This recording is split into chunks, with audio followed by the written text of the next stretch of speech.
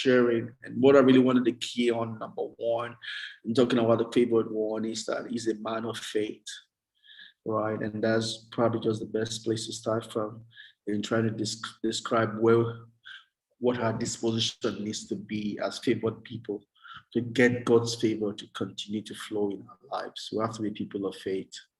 We have people who believe God, like we've already said in Hebrews chapter 4, verse 2. The Bible says they did not enter into God's rest. They did not enter into God's promise. They did not enter into God because they did not mix the word they heard with faith, because they did not approach the word with faith, because they did not believe God. That's the easy way of saying they did not believe God, right? Saying what makes with faith is making it technical. Simply what the Bible says, they did not believe God, right? Do we believe God? Because we have to believe God. If we don't believe God, then God cannot work for us. God will only work in our lives to the extent to which we believe him. We believe him. We believe him. And that's what we see here in Daniel in verse 10 to 13. He knows there was a problem. He spoke to the very head of the eunuchs. That one was complaining that, this thing you're asking of me is the big one. Or, I cannot disobey the king. Because the king will see you and see that you're not well fed. I will know that we're not feeding what he told us to feed you. The king will just kill me if he finds that out. Right? And Bible did not tell us what else happened between Daniel and the head. The next thing the Bible told us is that Daniel went to the steward. Well, when you read that part of scripture, you think he's talking to the same person, but it's not. Right? First of all, it spoke to the head of the eunuchs. That one said, wow, this is beyond me. I don't want the king to kill me. Daniel did not force the issue. And that's very important that he did not force the issue, right?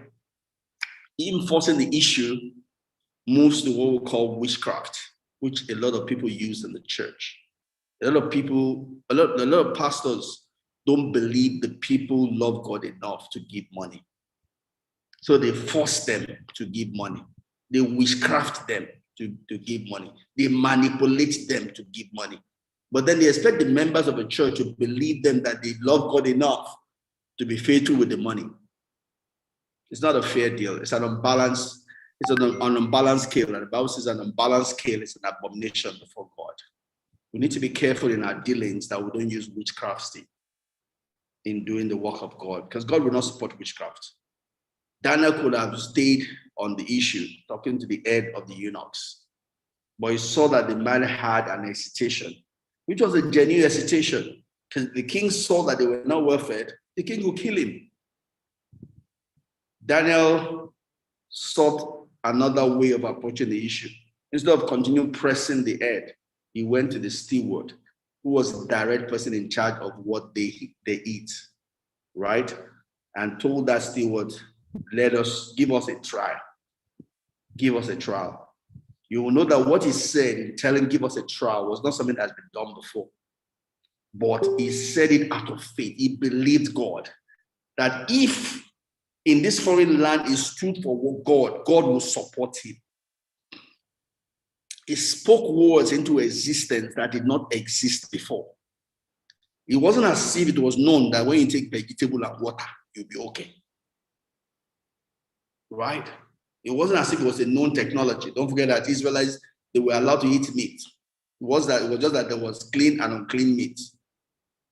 Right? So it wasn't like a tested technology or a tested way of doing things. But he believed God. He believed God that it's small, God will make whole. Right? So he believed God, and he spoke out of the faith. He believed in God. It wasn't a presumption. He knew that he was in a tight corner and he was just doing his own little bit.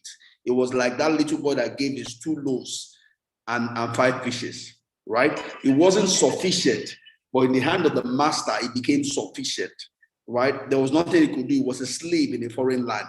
He could not hold his own standard. This is food I want to eat. This food I want to eat. He could not. They'll kill him. It was a nobody, right?